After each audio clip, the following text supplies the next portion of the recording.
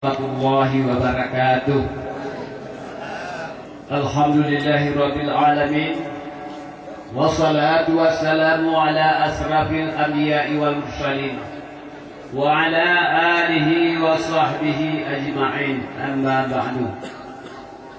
Segala puji dan puja marilah sama-sama kita serahkan kehadirat Allah Subhanahu wa taala, yang mana oleh Allah telah diberi melimpahkan rahmat kepada kita semua dalam acara silaturahmi caleg-caleg dalam kemukiman Rantau Panjang dengan tokoh-tokoh masyarakat desa dan di tempat yang berbahagia ini.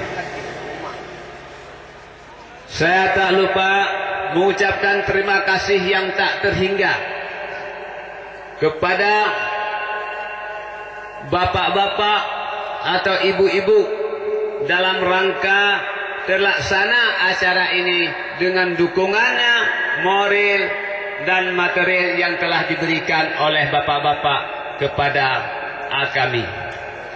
Di sini kami mengucapkan yang terhormat Bapak Camat Kecamatan Merbo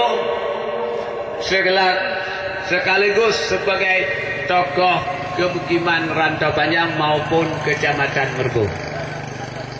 Yang terhormat Bapak Kecik Pasir Aceh Tunong, Bapak Kecik Pasir Aceh Baru, Bapak Kecik Pulau Tengah, Ujung Tanah Darat, Parti Masjid, Rantau Panjang Timur dan Barat, dan Pasir Putih dan Redep yang telah hadir kepada tempat yang berbahagia ini.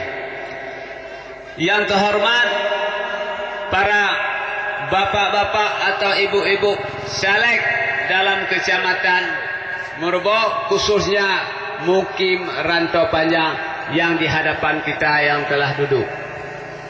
Dan yang terhormat para tokoh-tokoh masyarakat dalam kemungkinan Rantau Panjang maupun ibu-ibu ataupun bapak-bapak, yang terisma sekali kepada bapak-bapak ibu Sunnah Syad yang telah hadir pada tempat yang berbahagia ini, yang diketuai oleh Sulaiman.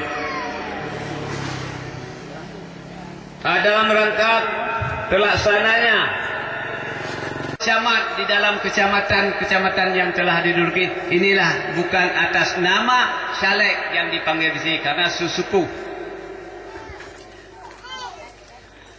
Untuk menghematkan waktu, kami melaporkan yang bahwa terlaksana ini dengan ada bantuan dari bapak-bapak para caleg, sumber dana jumlahnya 4 juta rupiah. Ini hasil dari pemberian para caleg-caleg dalam Kecamatan Merbo, khususnya kemukiman Rantau Panjang, ditambah 1 son. Berarti uang yang dapat kami terima dari para sumbangan 4 juta rupiah, son 1. Demikianlah laporan panitia. Lebih dan kurang kami mohon maaf. Assalamualaikum warahmatullahi wabarakatuh.